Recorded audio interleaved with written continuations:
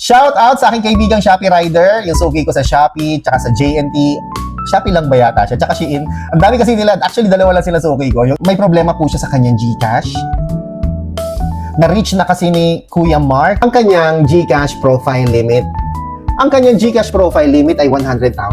Na-max out na po niya ang kanyang limit. Ang tanong po niya, naghahanap siya ng kasagutan kung paano ba mapa-increase ang kanyang GCash limit. Kung nais mong tumaas ang iyong GCash profile limit from 100,000 to 500,000 pesos, kailangan mong gawin ang isang bagay na ito. Kailangan mong i-link and cash in mula sa isang BPI, actually sa'yo, mula sa iyong BPI account, Union Bank account, Payoneer, or PayPal account. O kaya naman, pwede kang mag-open ng GSave account under CIMB, Uno Bank, Maybank, o Cebuana. Mag-deposit ka at least 100 pesos sa loob ng 5 business days.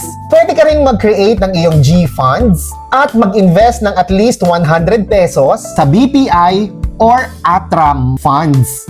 You keep it for 5 days. Ibig sabihin, huwag kang mag-withdraw after mong makumpleto ang mga bagay na yan. Ano ulit yung 5 yon?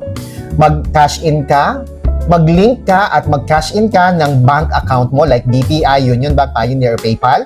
O kaya naman mag-open ka ng GSave account o kaya mag-create ka ng GFund account. Huwag kang mag-withdraw ha, huwag kang magka-cancel.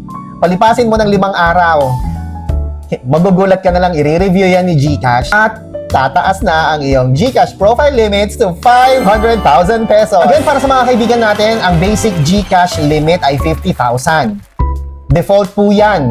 Fully verified, meaning nag-submit ka ng valid ID mo, nag-selfie ka, at nag-personal details ka, ang profile limit mo ay magiging 100,000 pesos. Kung gusto mo tumaas ang iyong profile limit to 500,000 pesos monthly profile limit, kailangan mong maging fully verified, kailangan mong mag-enroll o mag-register ng mga financial service tulad ng paglilink ng bank account, pagka-cash in, GSave at GFunds upang maging 500,000 ang iyong profile limit sa GCash.